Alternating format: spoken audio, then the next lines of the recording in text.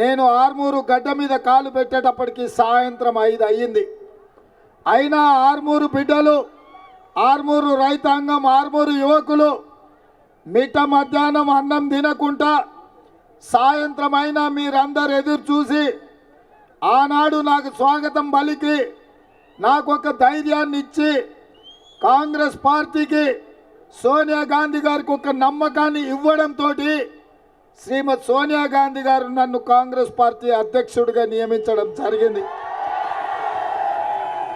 వాస్తవంగా కాంగ్రెస్ పార్టీ అధ్యక్షుడిగా అవకాశం రావడానికి ఆనాడు ఆర్మూరులో ఈ రైతాంగం చేసిన దీక్ష, ఆనాడు మీరు అండగా నిలబడ్డారు కాబట్టి ఈనాడు పిసిసి అధ్యక్షుడినై రాష్ట్రం నలుమూలలో తిరిగి తండాలలో, గూడాలలో, మారుమూల పల్లెల్లో ప్రతి పేదవాడి తలుపు తట్టి ప్రతి పేదవాడి గుండెకు చేరుకొని ప్రజల్ని సమన్వయం చేసి 4 కోట్ల ప్రజల్ని కాంగ్రెస్ పార్టీ వెంట నడిపించినందుకు ఈనాడు ప్రజలు ఆశీర్వదించి 65 సీట్లు గెలిపించి తెలంగాణ రాష్ట్రానికి ముఖ్యమంత్రిగా చేసి మళ్ళీ ఈరోజు ఆర్మూర్ అంబేద్కర్ చౌరస్తాలో తెలంగాణ రాష్ట్ర ముఖ్యమంత్రిగా మీ ముందల నిలబడి నేను ఈరోజు మాట్లాడుతున్న మిత్రులారా, ఈరోజు నేను ఈ స్థాయికి చేరడానికి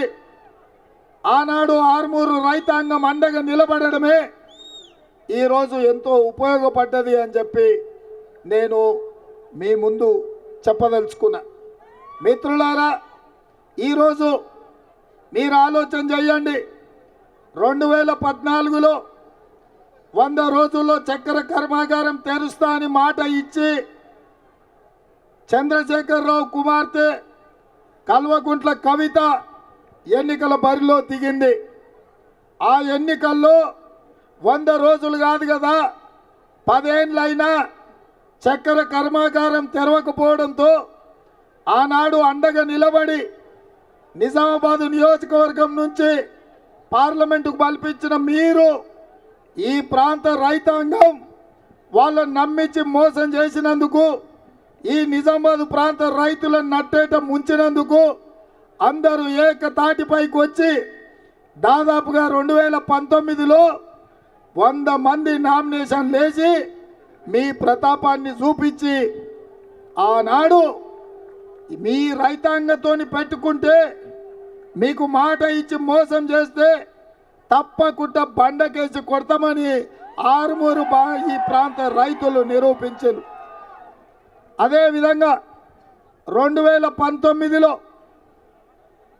ఒక గుండాయన మీకు బాండ్ పేపర్ రాసిచ్చాడు.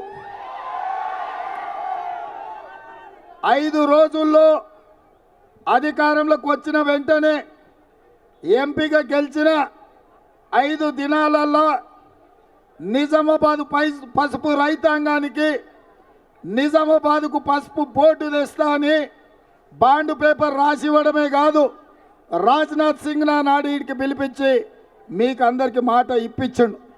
రామ్ మాధవ్ గారిని ఈ ప్రాంతానికి ఆహ్వానించి రామ్ మాధవ్ గారి చేత కూడా మీకు మాట ఇచ్చిండ్రు. మీరు అనుకున్నాడు మావాడే మా బిడ్డనే పసుపు బోర్డు ఇప్పిస్తా అంటున్నాడు కదా, పసుపు రైతాంగాన్ని ఆదుకుంటా అంటున్నాడు కదా, అందుకే కవితను బండకేసి కొట్టి ఈ గుండును పార్లమెంటుకు మీరు పంపించింది. నేను ఇవాళ మా ఆర్మూరు యువకుల్ని నేను అడుగుతున్నా, 5 ఏళ్ళు అయిపోయింది, మోడీ ప్రధానమంత్రి అయి 10 ఏళ్ళు అయిపోయింది, మళ్ళా ప్రధానమంత్రి గారు వచ్చి ఇప్పుడు మళ్ళా గుండును గెలిపించండి నేను మీకు పసుపు బోర్డు ఇస్తా అంటున్నాడు. నేను అడుగుతున్నా, ఇదే ఒకవేళ గుజరాత్లో మాట ఇచ్చుంటే, ఇదే ఒకవేళ ఉత్తరప్రదేశ్లో మాట ఇచ్చుంటే ఇవాళ నరేంద్ర మోడీ గారు ఇట్లనే వాయిదాలు వేసుకుంటా 10 సంవత్సరాలు వాయిదా పెడుతుండేనా? ఇవాళ మన ప్రాంతమన్నా మన రైతులన్నా లెక్కలేని తనం వల్లనే ఎన్నిసార్లైనా వీళ్ళను వంచవచ్చు, మోసం చేయొచ్చు, ఎప్పటికైనా వీళ్ళని నమ్మించి గొంతు కొయ్యొచ్చు అని ఇవాళ నరేంద్ర మోడీ గారు, ధర్మపురి అరవింద్ గారు అనుకుంటున్నారు. అందుకే నేను అడుగుతున్న మిత్రులారా, ఈరోజు మీరు మొన్న జరిగిన శాసనసభ ఎన్నికల్లో అయినా ఈ ఆర్మూర్ నుంచి మీకు శనిలాగా పట్టిన ఆ జీవన్ రెడ్డిని, వాడు నకిలీ జీవన్, నికార్సైన జీవన్ అన్న ఇక్కడున్నారు.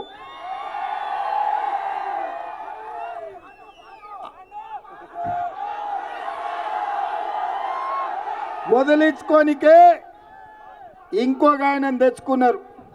ఇవాళ మీ పరిస్థితి పెన్నం మీద నుంచి పోయి పొయ్యిలో పడ్డట్టు అయింది.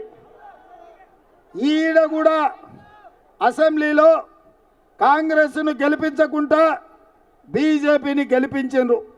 నేను అడుగుతున్న, మరి బీజేపీ నుంచి గెలిచి ఎమ్మెల్యే గారు 150 రోజులు అయ్యింది. మోడీ గారి నుంచి మీకు ఏమి తెచ్చిండో? చివరికి ఆర్మూరు మున్సిపాలిటీకి, ఇది అత్యంత ప్రాచీనమైన మున్సిపాలిటీ, ఎప్పుడో గ్రామ పంచాయతీ కట్టిన బిల్డింగ్లో మున్సిపల్ కార్యాలయం ఉన్నది. కనీసం ఆర్మూరు మున్సిపాలిటీకి మున్సిపల్ కార్యాలయంలో కూడా మోడీ నుంచి తేలేకపోయిందంటే మీరు ఎమ్మెల్యేకి వేసిన ఓట్లు శుద్ధ దండగైనాయా లేదా మీరు ఒక్కసారి ఆలోచన చెయ్యండి. ఇవాళ అందుకే నిజంగానే మీరు మొన్న నా మాట విని నా కండగా నిలబడి వినయ్ రెడ్డిని ఎమ్మెల్యేగా గెలిపించుంటే ఈ 150 రోజుల్లో మీ మున్సిపల్ కార్యాలయం నిర్మాణానికి 10-15 కోట్ల రూపాయలు పెద్ద లెక్క కాబోతుండే. ఇవాళ నేను పాత ఆర్మూరు నుంచి చూసుకుంటా, సుదలగుట్ట నుంచి మీ మొత్తం గ్రామం చూసుకుంటా ఇవాళ అంబేద్కర్ చౌరస్తాకు వచ్చిన. ఇది వెనుకబడలేదు, నాయకులు వెనుకబడేసిండ్రు. ఆర్మూరును అభివృద్ధి చేయడానికి అవకాశం ఉంది, కానీ ఇక్కడ ఎన్నికైన నాయకులు ఆర్టీసీ ల్యాండ్లో మల్టీప్లెక్స్లు కట్టుకున్నాడు ఒకడు, ఇతర దేశాలలో వ్యాపారాలు చేసుకున్నట్టు ఆయన ఇంకొక ఆయన. అందుకే ఇవాళ వాస్తవంగా మీ తరఫున మీ సమస్యల మీద మాట్లాడేటోళ్ళు, మీ సమస్యల మీద కొట్లాడేటోళ్ళు, మీ ఆత్మగౌరవాన్ని నిలబెట్టేటోళ్ళు ఆర్మూరులో ఎమ్మెల్యే లేడు, నిజామాబాద్కు ఎంపీగా లేడు. ఇవాళ ఎంపీకి నిలబడ్డోళ్ళు అంటున్నారు, అయ్యా మేము రైతుల సమస్యలకు కొట్లాడతాం, మేము రైతు సమస్యలను పరిష్కరిస్తామని. నేను అంటున్నా, మీకు చెప్తున్నా, వాడెవడో రైతు గురించి చదువుకోవాలి పుస్తకంలో, కానీ మా జీవనాన్న సొంతంగా ఆయనే రైతు కష్టమేందో తెలుసు, వ్యవసాయం ఎట్లుంటుందో చేసేటోడు. 40 ఏళ్ళు ఏ పదవి ఉన్నా చీకటి పడే వరకు ఇంటికి చేరుకొని వ్యవసాయ పొలంలో పనులు చూసుకొని ప్రజలకు ఆదర్శంగా ఉండే ఆదర్శ రైతే మన పెద్దలు టి జీవన్ రెడ్డి గారు. ఇవాళ రైతు వ్యతిరేక నల్ల చట్టాలు చేస్తే హర్యానా, పంజాబ్ నుంచి లక్షలాది మంది రైతులు ఢిల్లీ సరిహద్దులో మోరించి నరేంద్ర మోడీని మెడలు వంచి రైతు వ్యతిరేక నల్ల చట్టాలు వెనక్కి తీసుకునేటట్టు చేసి రైతులకు క్షమాపణ చెప్పించిన పౌరుషం హర్యానా, పంజాబ్ రైతులది. ఆ స్ఫూర్తి తెలంగాణ రాష్ట్రంలో ఏ రైతులకైతే ఉందంటే అది ఈ ప్రాంతం ఆర్మూరు, ఈ ప్రాంతంలో మీ నిజామాబాద్ ప్రాంతంలో హర్యానా, పంజాబ్ రైతులకు ఎట్లయితే ఆత్మగౌరవం కోసం ఆఖరి శ్వాస వరకు కొట్లాడతారో ఈ ఆర్మూరు ప్రాంత రైతులు కూడా అదే పౌరుషంతో కొట్లాడేవాళ్ళు. అందుకే ఇవాళ మీకందరికీ నేను ఒక్క మాట చెప్పదలుచుకున్నా, మీ సమస్యలు పరిష్కరించాలన్నా, మీ పసుపు బోర్డు మీకు రావాలన్నా, మీ చక్కెర కర్మాగారం తొందరలోనే తెరుచుకోవాలన్నా పెద్దలు జీవన్ రెడ్డి గారు పార్లమెంటుకు ఎన్నిక కావాలి. ఆల్రెడీ శ్రీధర్ బాబు గారు జీవన్ రెడ్డి గారి నేతృత్వంలో సుదర్శన్ రెడ్డి గారితో సహా కలిపి మంత్రివర్గ ఉపసంఘాన్ని వేసి చక్కెర కర్మాగారాన్ని తెరవడానికి ఇవాళ 42 కోట్ల రూపాయలు బ్యాంకుకు చెల్లించి ఎన్నికల కోడైన ఎంబడే మీ ప్రాంతంలో ఉండే చక్కెర రైతులను, చెరుకు రైతులను ఆదుకునే బాధ్యత మన ప్రభుత్వం తీసుకున్నది.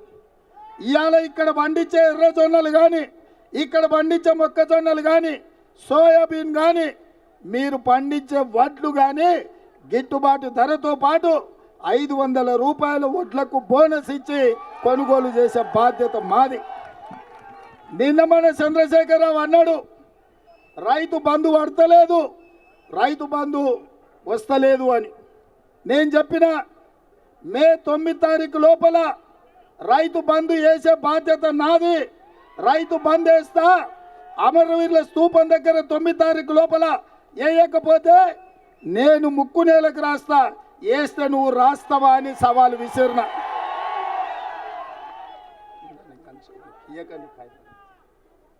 ఇవాళ ఆ సవాలు విసిరి 9 తారీఖు కాదు 6 తారీఖు లోపలనే ఈ రాష్ట్రంలో ఉండే 69 లక్షల రైతులకు రైతు భరోసా పథకం కింద ఆఖరి రూపాయి వరకు 6 తారీఖు నాడే అందరి ఖాతాలు వేసిన. ఇవాళ చంద్రశేఖరరావు నేను అడుగుతున్నా, నీకు సిగ్గుమానం ఉంటే రా అమరవీరుల స్తూపం దగ్గరికి, లేకపోతే ఆర్మూర్ అంబేద్కర్ చౌరస్తలకు రా. సవాలు విసురుడు కాదు, సవాళ్ళు స్వీకరించే దమ్ముండాలి కేసీఆర్. ఇవాళ మొత్తం రాష్ట్రంలో ఉండే 69 లక్షల మందికి రైతు భరోసా పథకంలో అందరికీ నిధులు వేసిన ఏ రైతు ఖాతాలైనా మీరు పోయి చూడండి, మీకు నిధులు వచ్చినాయా లేదా ఆలోచన చెయ్యండి. అందుకే ఇవాళ చంద్రశేఖరరావుని అడుగుతున్నా, రా అమరవీరుల స్తూపం దగ్గరికి ముక్కు నేలకు రాయనికని నేను అడుగుతున్నా. నేను ఇంకో మాట కూడా చెప్పదలుచుకున్నా, సిగ్గులేనోడు చంద్రశేఖరరావు ముక్కు నేలకు రాస్తాడు, ఎందుకంటే ముక్కింత పొడుగుంది రాస్తే పోయేదే ఉంది అనుకుంటాడు. అందుకే నేను చెప్పదలుచుకున్న ఆర్మూర్ రైతాంగానికి, మీ అన్న, మీ సోదరుడు, మీ రేవంత్ అన్న, మీ తమ్ముడు మాట ఇస్తే మాట కోసం తల తెగి కింది పడ్డా వెనక్కి తిరిగి చూడాడు. ఈ 10 ఏళ్ళు ఎన్ని కేసులు పెట్టినా, ఎన్ని అరెస్టులు చేసినా, ఎన్నిసార్లు జైలుకు పంపించినా ఈ లక్షలాది మంది కార్యకర్తల కోసం నిటారుగా నిలబడి కొట్లాడి ఇవాళ ఇందిరమ్మ రాజ్యం ప్రజా పాలన తీసుకొచ్చినాం. అందుకే ఈ అంబేద్కర్ చౌరస్తాలో ఇవాళ రైతు రుణమాఫీ గురించి మాట్లాడుతున్నారు. నేను హరీష్ రావు అన్నాడు, నేను మన ఎన్నికల ప్రచారంలో తెలంగాణ రైతాంగానికి మాట ఇచ్చిన 15 ఆగస్టు లోపల 2 లక్షల రైతు రుణమాఫీ చేస్తా అని. హరీష్ రావు అన్నాడు, నువ్వు చేయలేవు, నువ్వు చేస్తే నేను రాజీనామా చేస్తా, మళ్ళీ ఎన్నికల్లో పోటీ చేయను సిద్దిపేటలో అని. నేను అన్న హరీష్ రావుతోని, రాజీనామా పత్రం జేబులో పెట్టుకో, 15 ఆగస్టు నాడు ఈ దేశానికి స్వాతంత్రమే కాదు, రైతులకు రుణమాఫీ నుంచి స్వతంత్రమే కాదు, సిద్దిపేట పట్టిన శనీశ్వరరావును కూడా వదిలిస్తా అని.